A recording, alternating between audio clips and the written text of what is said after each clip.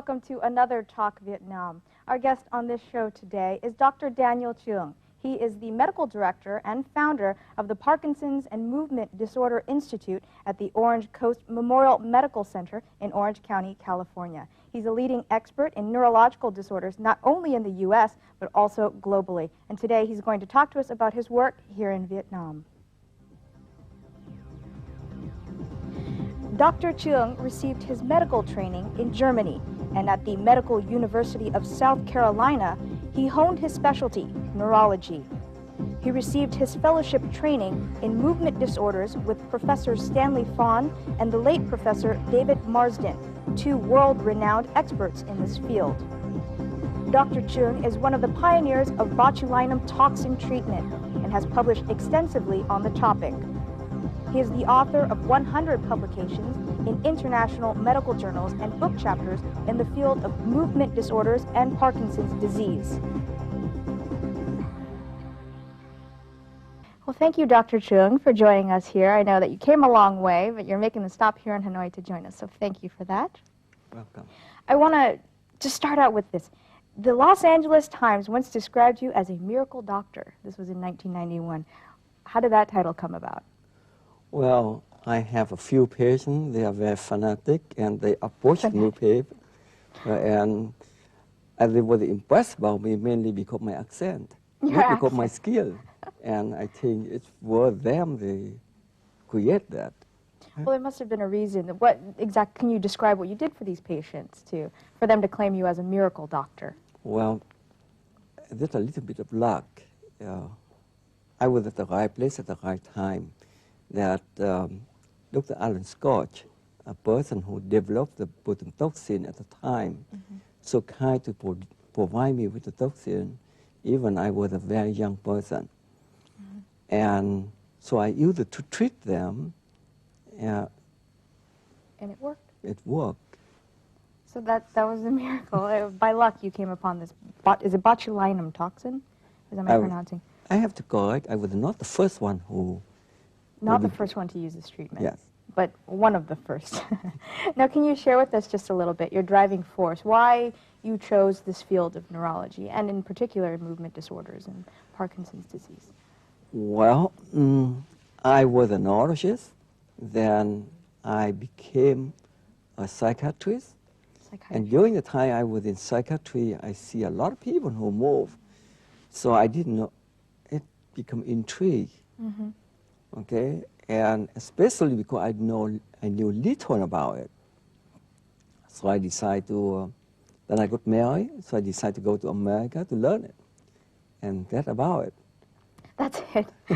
Well, you've built quite a path for yourself in the U.S. You've become quite well known as one of the top neurological physicians in the country.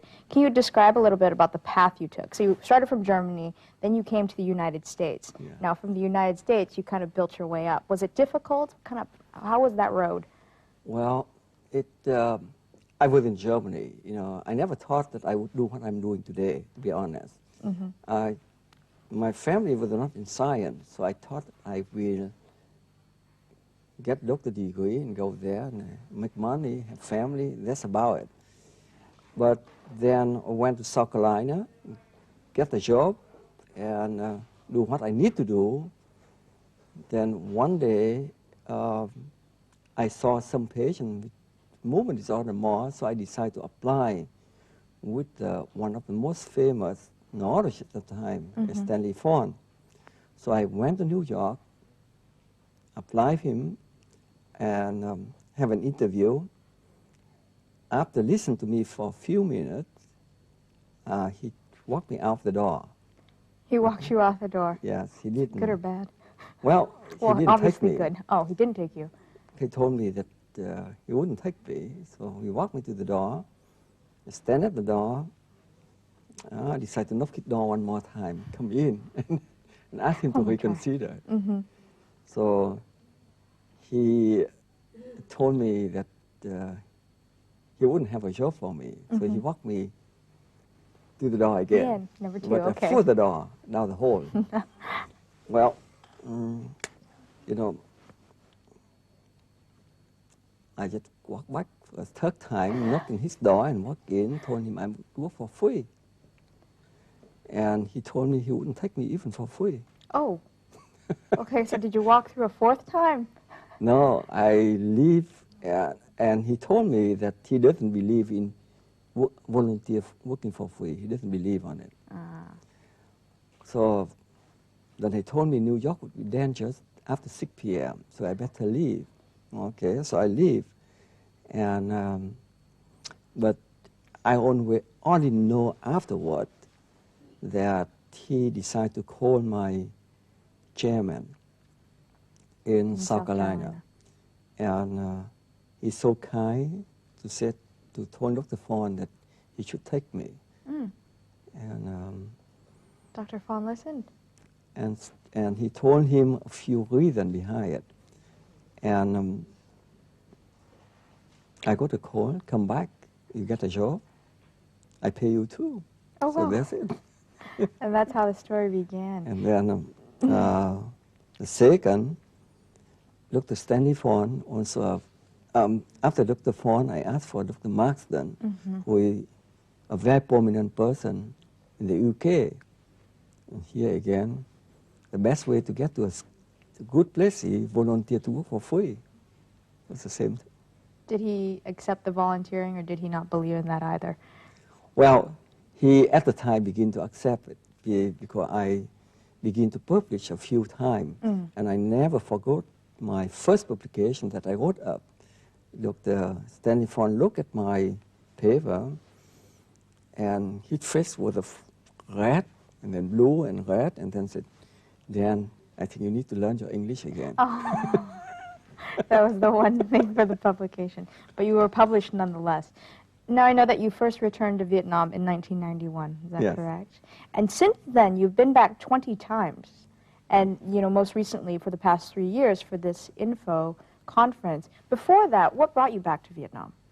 Well, I was being back to, I came here and giving talk, trying to do some training with them, and then I bring physicians from here to the United States for training, a few of them. And then initially I give my talk, but slowly I run out of topic for myself. And they catch up with me, so that's how the info program developed. That's how the info program. Well, we're going to take a look now. The info conference started in 2004, and it's been going on for the past 3 years. And it's conferences located in Ho Chi Minh City, where neurologists come, combine, collaborate, and learn from each other. Let's take a look. A successful neurologist in the United States and known around the world, Dr. Daniel Truong is always true to his homeland with a great desire to bring his knowledge home. 2006 is the third consecutive year Daniel has used his resources to hold the International Neurological Forum Info in Vietnam, where leading world experts were brought to share the latest trends in the management of neurological-related problems. Info 2006 reviewed the contemporary 21st century neurology in the setting of developing country like Vietnam. Since the first event in 2004, Info has remarkably improved the knowledge of Vietnamese neurologists and stimulated the government to provide more support for neurology. So, Dr. Truong, with these info conferences that you have here in Vietnam, do you find that it has any significance for your colleagues back in the U.S. if they come over here participate in the conference? What do they get out of it? Well, you know, it's only interesting for them to come over to understand from a different perspective. And the info is a little bit different from other program that we have.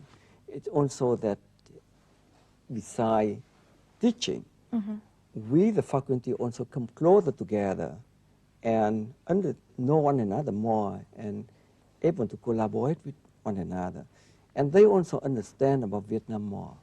So it's this kind of mutual understanding that comes together, and also a tie in the bond.